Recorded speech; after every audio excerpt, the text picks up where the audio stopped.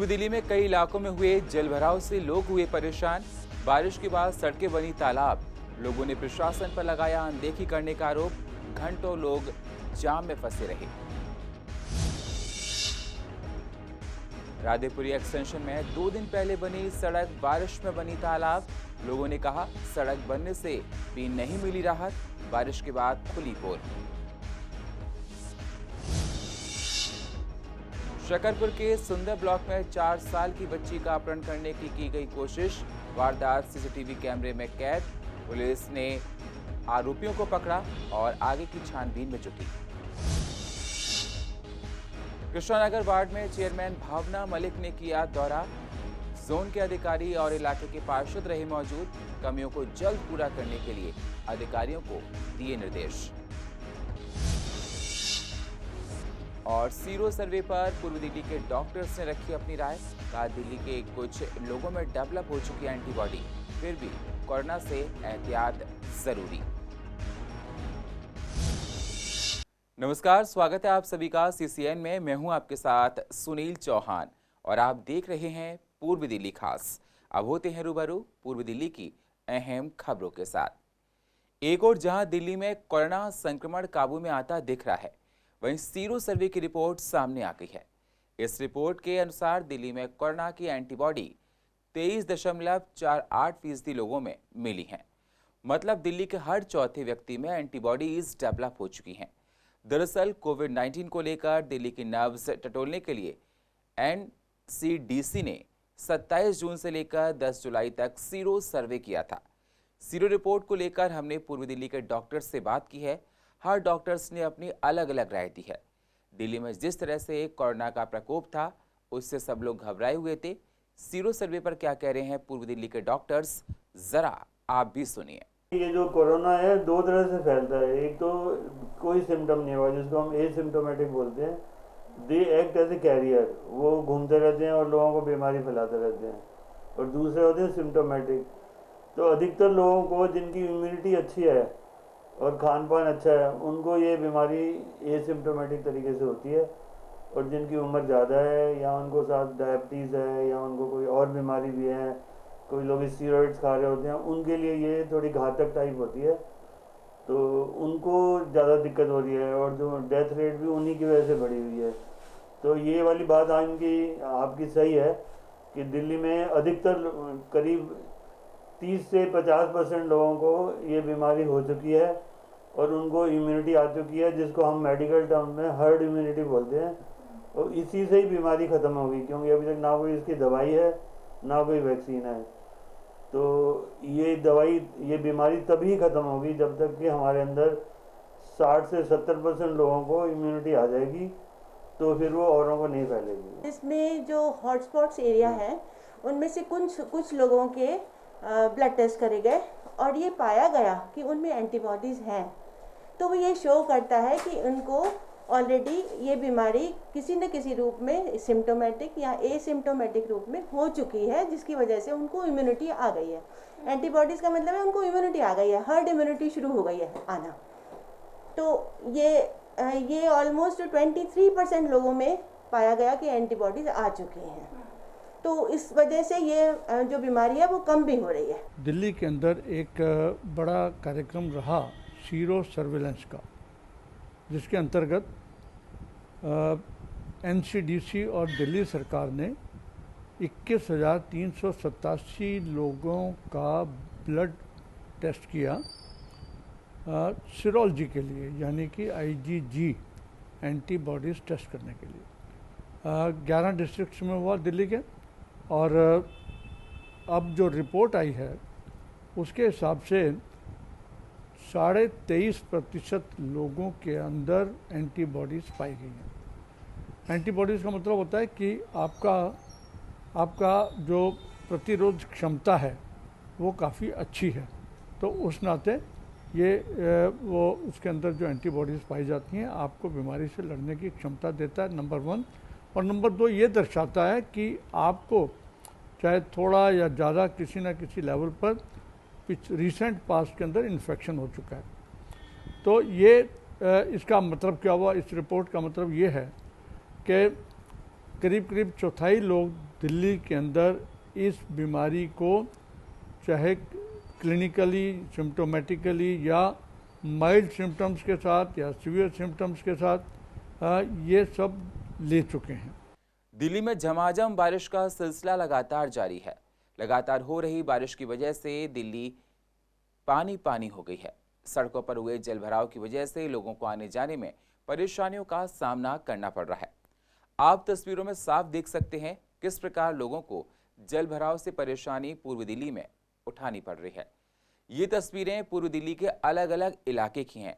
जो तस्वीरें आप देख रहे हैं आप अपने स्क्रीन पर, ये विश्वास नगर, प्रीत विहार, चंद्रनगर, कड़कड़ी मोड़, मंडावली, लक्ष्मी नगर, NH24, शशि गार्डन मोड़, पटपड़गंज, वसुंधरा एनक्लेव, सूरजमल बिहार, विकास मार्ग की तस्वीरें हैं जहां पर जलभराव की समस्या देखी जा रही है, जहां सड़कें तालाब सी हो गई हैं।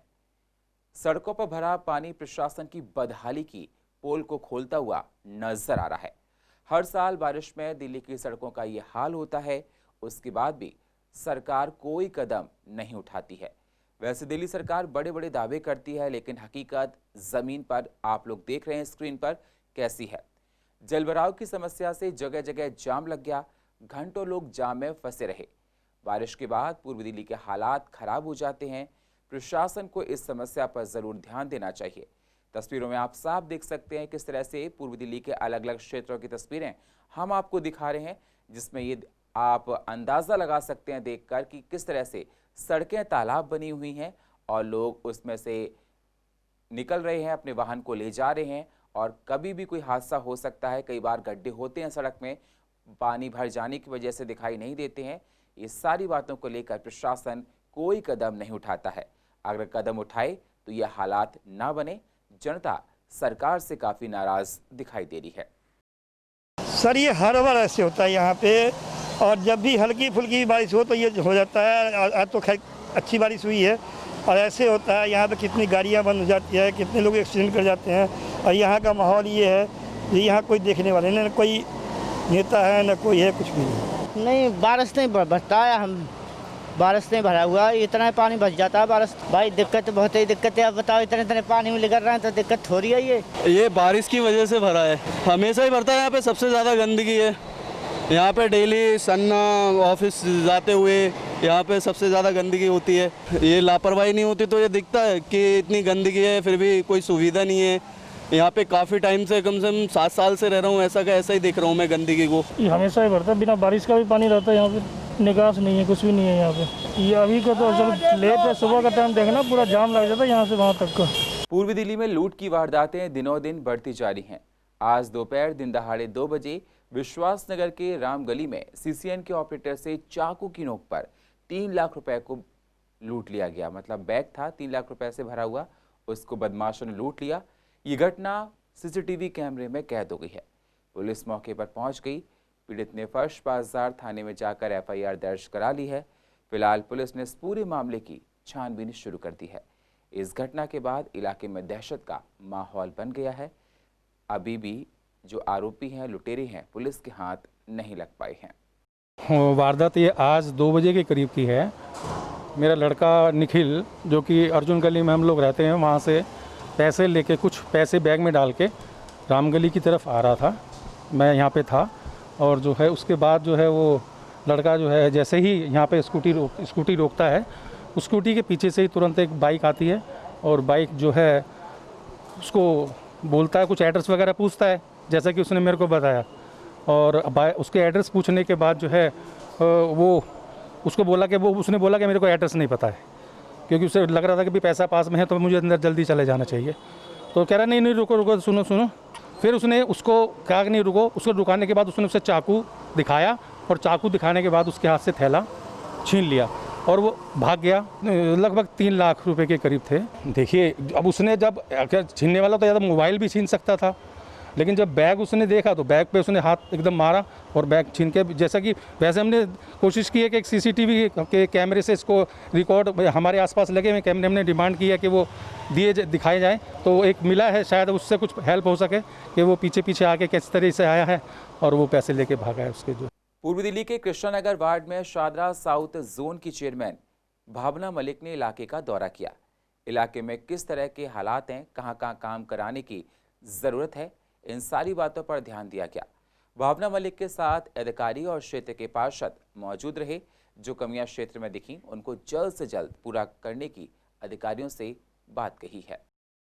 देखिए, बरसात से पहले पूर्वी दिल्ली नगर निगम की हर वार्ड में तैयारी हो रही है और जो नई टीम हमारी आई है जिसमें जोन चेयरमैन भावना जी, तो उनका भी आग्रह था कि मैं हर वार्ड में जाके देखूं कि क्या कमी है, कैसे अधिकारियों को हमने आगे निर्देश देने हैं।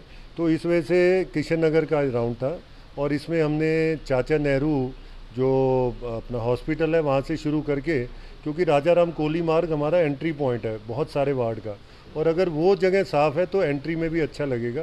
तो वहाँ से फिर हम सफ़ेदा झुग्गी जाएंगे, वहाँ से 10 ब्लॉक के बाद जो है फिर हम महिला कॉलोनी, और महिला कॉलोनी पे वृक्षारोपण का प्रोग्राम, और उससे पहले एक हमारा वेस्ट टू एनर्जी प्लांट है कृष्णा नगर के अंदर, उस प्लांट को भी जो है वो दिखाया कि क्या है कि नगर निगम के पास इस समय जो हमारे जो कर्मचारी हैं उनकी बहुत कमी है, क्योंकि 55 साल से ऊपर के कर्मचारियों को वॉलंटरी हमने छुट्टी दी हुई है।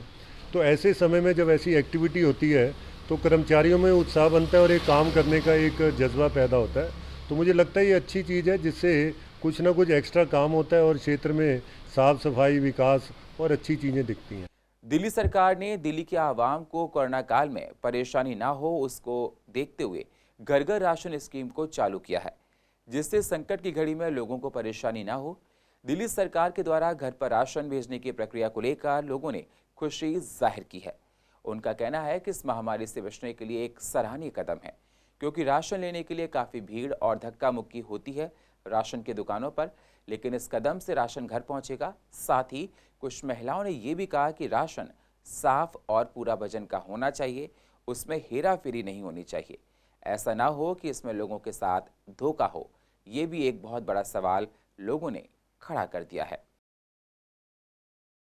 हमें बहुत अच्छा लगा है, हमारे घर घर आकर राशन मिलेगा हमें, और गवर्नमेंट से हम धन्यवाद इसी बात को बहुत खुश हैं, क्योंकि हमारे घर आकर राशन मिलेगा। पर हम ये चाहते हैं कि राशन सही मिलना चाहिए, क्योंकि इसमें कबाड़ या आटे में जो है कीड़े हो जाते हैं कभी कभी, इस तरीके के नहीं होने चाहिए। राशन शुद्ध होना, अच्छा होना चाहिए। हमें घर में अगर राशन आ जाए तो वो बहुत अच्छा है। बार बार लाइनों में इस बीमारी के करके इस लाइनों में खड़ा होना बेकार है, और एक बार नहीं 2 बार खड़ा होना पड़ेगा अब तो। भैया अच्छी बात है, राशन घर पे आए। बीमारी चल रही है, बीमारी से बचें। जाने में डर भी लगता है, घर में छोटे छोटे बच्चे भी हैं, घर पे राशन दे तो अच्छी बात है ना। इतनी लंबी लंबी लाइन होती है, इतना भीड़ भड़का होता है, कोई सोशल डिस्टेंसिंग का कोई पालन नहीं होता। तो अगर घर पे राशन आएगा तो सब बीमारी से बचेंगे। राधेपुरे एक्सटेंशन गली नंबर 2 की सड़क सोमवार को बनी और बारिश में उस पर वाटर लॉगिंग होना शुरू हो गया। स्थानीय लोगों का कहना है कि सड़क 2 दिन पहले बनी और सरकार और ठेकेदार द्वारा घपला करके इस तरह बनाई गई कि वो 2 दिन तक नहीं चल पाई। जब बारिश हुई तो पानी भरना शुरू हो गया और सड़क तालाब बन गई। लोगों का कहना है कि हमने कई बार सड़क बनते समय बोला कि उन्होंने, लेकिन हमारी कोई नहीं सुनी गई। करीब 20 साल पहले ये सड़क बनी, लेकिन 2 दिन में ही प्रशासन की पोल खुल गई है। तो सवाल इस बात का है किस तरह से जो मटेरियल इस सड़क में बनाने के लिए यूज़ किया गया, और उन ठेकेदारों पर सवाल उठता है जिन्होंने ये सड़क बनाई। 2 दिन में ये सड़क बारिश को नहीं झेल पाई, और जो हालात आप तस्वीरों में देख रहे हैं ये एक बहुत बड़े सवाल प्रशासन पर खड़े करते हैं। कोरोना वायरस के बढ़ते खतरे के बीच अगर आप ये सोच रहे हैं कि आपने N95 मास्क जिसमें फिल्टर लगा होता है पहनकर आप इस संक्रमण से बच जाएंगे, तो ऐसा बिल्कुल नहीं है।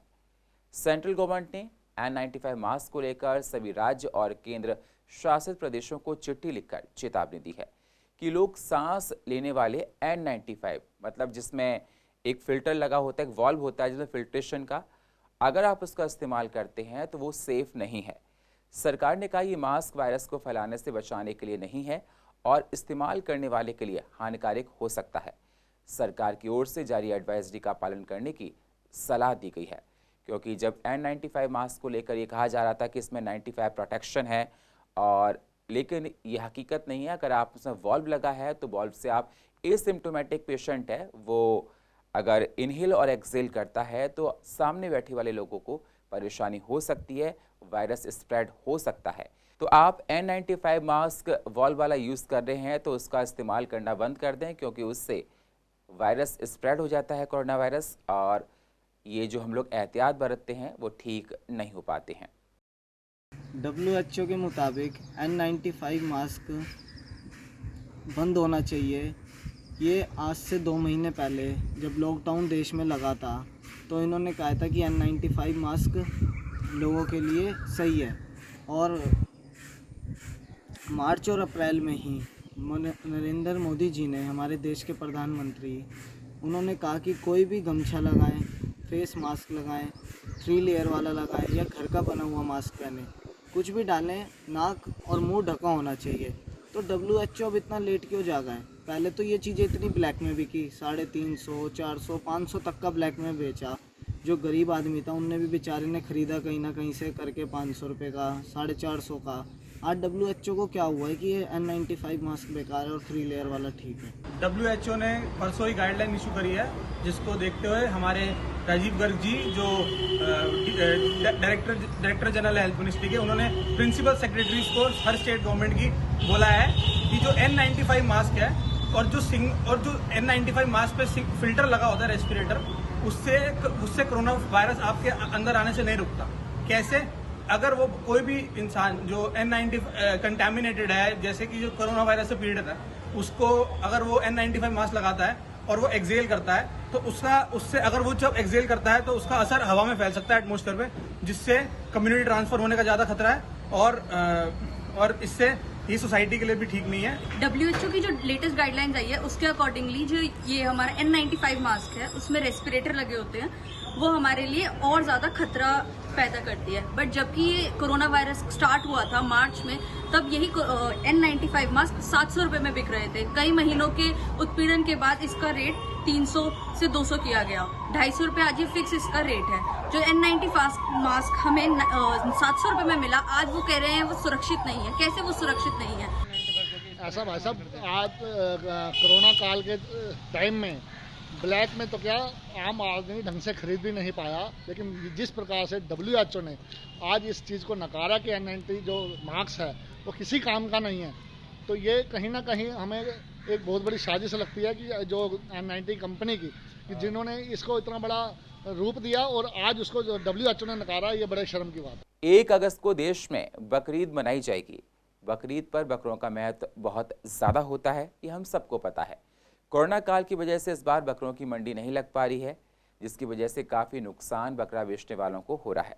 यूपी हरियाणा से आए लोगों को परेशानियां उठानी पड़ रही हैं। गली गली में जाकर बकरे बेच रहे हैं, तब भी उनके नहीं बिक रहे हैं। लोग बकरे नहीं खरीद रहे हैं। कोरोना का असर बकरीद पर पड़ा है। बड़ी दिक्कत हो रही है, बाजार जो है लग नहीं रहा है, गलियों में आ रहे हैं खरीदार, गलियों में से करना पड़ रहा है हमें। और जो कुर्बानी का मसला है, अब गली कूचों में जाने के बाद जो है फिर भी हमें जो है ना इतना औसत वाला माल नहीं मिल पा रहा जो बाज़ारों के अंदर हो रहा था।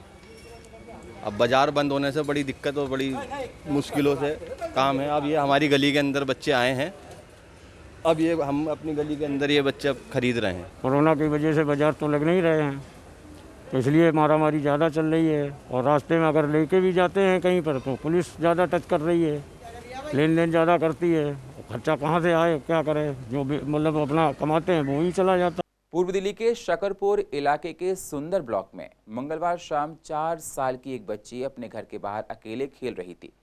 उसी दौरान एक बाइक पर सवार 2 युवक गली में पहुंचे। पहले उन्होंने गली का चक्कर लगाया, उसके बाद बच्ची को अकेले पाकर उसका अपहरण करने की कोशिश की। बच्ची रोने लगी। उसी वक्त बच्ची की मां घर से बाहर आई और बच्ची को अपहरणकर्ताओं के पास देखकर शोर मचाया और किसी तरह बच्ची को उनके चुंगल से छुड़ाया है। महिला की आवाज़ सुनकर पड़ोसी भी बाहर आ गए। जैसे ही पड़ोसियों ने उन्हें पकड़ने की कोशिश की, उन्होंने पिस्टल निकाल ली और हवा में लहराने लगे। खुद को फंसता देख अपहरणकर्ता मौके से फरार होने लगे। तभी एक शख्स ने उनकी बाइक के आगे अपनी स्कूटी लगा दी। टक्कर लगने से अपहरणकर्ता बाइक से नीचे गिर गए। पकड़े जाने के डर से आरोपित बाइक और पिस्टल मौके पर ही छोड़कर फरार हो गए हैं। मैं फ़ोन करने के लिए बाहर निकला, अब बच्ची बहुत मतलब तेज़ चिल्लाई, तो मुझे लगा जो कि कौन इतना तेज़ चिल्ला रहा है। उसके बाद मैडम भी आवाज़ लगाई, बच्चे को लेकर भाग चीख रही थी, तो जैसे ही मैं बाहर निकला देखा वो बच्चे को गाड़ी में बिठा रहे थे और मैडम उसको छीन रही थी। तो मुझे लगा जो कि कुछ ज़रूर बात है।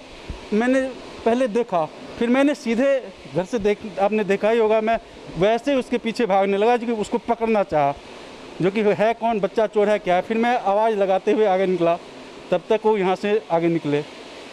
भागते भागते उसने शायद बैग से चाकू निकाल लिया था और जैसे वहाँ पे गाड़ी से रुका वो, मैंने पीछे उसे पकड़ के बैग छीना पहले और उसका कलर भी पकड़ा था तो गिर पड़ा। मगर गिरते हुए उसने चाकू कैसे निकाला ये मुझे आइडिया नहीं उस टाइम का।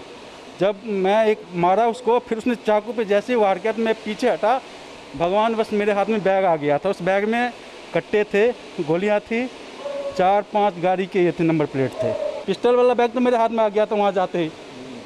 अब दूसरे के पास पिस्टल होगा, इतना भागते हुए हम नहीं देख पाए वहाँ, मगर छुरा हमारे पर वार हुआ है तो हम सीधे पीछे हुए, बचाए अपने को। फिर मैंने एक उसे मारा, तब वो उठ के भागा। उसके बाद जैसे आगे रिक्शा वाला खड़ा था उसे भी उसने मारा, रिक्शा वाला भी ऐसे पकड़ना चाहा, उसे भी उसने एक हेलमेट मार दिया। ये बड़ी चिंता की विषय है जो कि दिन दहाड़े घर से आके बच्चे को उठा रहे हैं। ये हमारे प्रशासन को सोचना होगा। जब मैं घर से आ रहा था चाय लेके, तो 2 आदमी वहाँ बैठे हुए थे। एक लेडीज़ थी जो उनसे बात कर रही थी, पानी पानी कह रहे थे वो। तो लेडीज़ ने बोला पानी किसी से मांग लो, तो मैं तो दुकान पर चाय लेके आ गया। दुकान से 2 मिनट बाद पता पड़ा ये हो गया। क्या पता चला? ये बच्चा किडनैप हुआ, बच्चे को खींचा है और 10 उसकी माँ ने उसको बच्चे को खींचा है। पूर्व दिल्ली नगर निगम की मेयर निर्मल जैन का कहना है कि एलाना कंपनी ने निगम के कामों को लेकर काम शुरू कर दिया है। कंपनी में कुछ दिन पहले बात न बनने की वजह से परेशानियां हो रही थी, लेकिन अब अधिकारियों के साथ मीटिंग करके सारी बातें तय कर दी गई हैं और काम शुरू कर दिया गया है। नहीं, वो खुल नहीं रहा था, उसको खोला है उसने, आज खोल दिया है। लगातार प्रोडक्शन उसकी जो है ना कंटिन्यूस रहेगी। किन शर्तों पर खोला गया है? नहीं, ऐसा है, परसों ट्रायल प्रोडक्शन उसने लिया था। इसको खोलने के लिए इसमें बड़ी मैन पावर 300-400 लोगों की ज़रूरत होती है। लेबर इस समय उसकी भी प्रॉब्लम है, लेकिन उसने फिर भी सक्सेसफुली, जो मेरी जानकारी है, आज से वो रनिंग प्रोडक्शन में आ जाएगा। और हमने सोमवार से इतवार से हमने वो लाइव स्टॉक मार्केट जो मंडी लगती थी, पशु मंडी, वो शुरू हो गई है। वो इतवार भी खुली है, सोमवार भी खुली है, कल मंगलवार को वीकली ऑफ होता है, आज फिर खुल रही है। हमने नई शर्तें लागू करी हैं, मैं आपको बता देता हूँ। सबसे बड़ी शर्त ये थी, उसमें मार्किंग सिस्टम था। पहले टेंडरों में हमने मार्किंग सिस्टम पूरी तरह ख़त्म कर दिया। अब टेक्निकल बिड है, केवल टेक्निकल बिड में उसके पास है 5 साल का कम से कम 500 भैंसें और 4,500 रुपये ये जो है ना, मतलब भेड़ बकरी का इनका अनुभव होना चाहिए, ये ऐसा 5 साल का। एक और बड़ी शर्त थी जो फाइनेंशियल बिड में थी कि कंपनी की जो बैलेंस शीट की वर्थ है वो कम से कम 400 करोड़ होनी चाहिए, क्योंकि हमारा जो प्लांट है वो भी 400 करोड़ की वैल्यू का है। तो डिपार्टमेंट 400, अब हमने उसको हटा कर सिर्फ 25 करोड़ कर दिया। ये बहुत बड़ी चीज़ है। परफॉर्मेंस गारंटी जो पहले 40 करोड़ थी उसको घटा करके हमने केवल 6 महीने का जो रॉयल्टी वो भरेगा। जैसे किसी ने फर्ज करो 10 करोड़ का उसने भरा, 12 करोड़ का भरा, जो भी भरा 20 करोड़ का भरा, तो जो वो रॉयल्टी भरेगा उसका केवल 6 महीने का ही उसको भरना पड़ेगा। तो ये ऐसी छूटें हम लाए हैं। और इसके अलावा एक और बड़ी छूट है, टेंडर अब ऑनलाइन भी भरा जा सकता है और मैनुअल भी भरा जा सकता है, दोनों तरीके से भरा जा सकता है। 2 टेंडर हुए, दोनों टेंडर में कोई पार्टी नहीं आई। बात करना अलग चीज़ है, टेंडर डॉक्यूमेंट अर्नेस्ट मनी के साथ सबमिट करने पर वही टेंडर में पार्टिसिपेंट मानी जाती है। कोई अर्नेस्ट मनी की पार्टी हमारे पास नहीं आई, केवल सिंगल पार्टी आई, तो हम ये टेंडर निरस्त करना पड़ा। दूसरी बात यह है कि जो हमने 2 साल की एक्सटेंशन पर जो सवाल प्रश्न चिन्ह खड़ा हो रहा है, हमारे पास कोई और ऑप्शन नहीं था। अगर हम इसको टेंडर को, इसको पार्टी को अगर हम चालू नहीं कराते, नई पार्टी हम लाते, तो 3, 4, 5 महीने फिर फर्दर लगते। और पूर्व दिल्ली की अधिक जानकारी के लिए आप YouTube पर जाकर CCN को सब्सक्राइब करें और फ्रेश अपडेट लेते रहें। और फिलहाल पूर्व दिल्ली खास में इतना ही। बाकी खबरों के लिए आप बने रहिए CCN के साथ। तब तक के लिए नमस्कार।